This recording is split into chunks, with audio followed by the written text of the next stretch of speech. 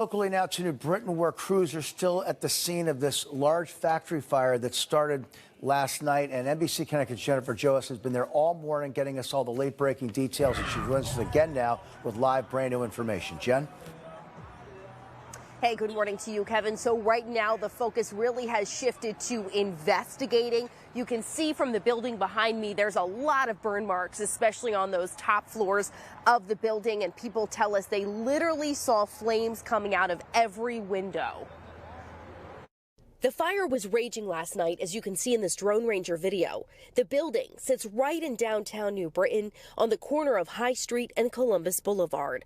Firefighters were dispatched around 8 o'clock last night, calling in help from additional departments to fight the flames. There was fire coming from almost every window. The smoke was so crazy. The sky was still lit up, so you could still see like how it just looked so scary. I'd never seen a fire like this. This was an old factory building that dates back to the 1800s. Much of the building was unoccupied, but Mayor Aaron Stewart says Polar Corporation, a machine shop, along with a car repair shop and a European furniture shop, was inside. It's scary and it's like too much losses for them, and sorry for the owner. The assistant fire chief tells us the building's layout made this a challenge, and there's a lot of material inside that burned. We were limited in our ability to actually access the building and overhaul and open up those spaces, so there were times we actually had to let those spaces burn out, burn open so that we could get water into the voids. We saw that even into this morning, firefighters were putting out hot spots that continued to reignite.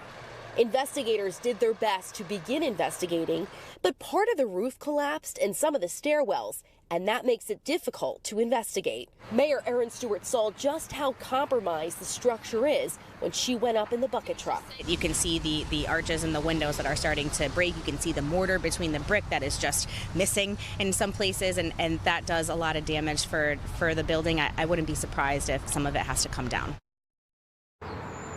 Yeah, unfortunately, there's no specific plans yet. If the building will have to come down, we'll have to wait and see what the building inspector and the owner says about this. But right now, the fire marshal's still trying to determine how and where the fire started.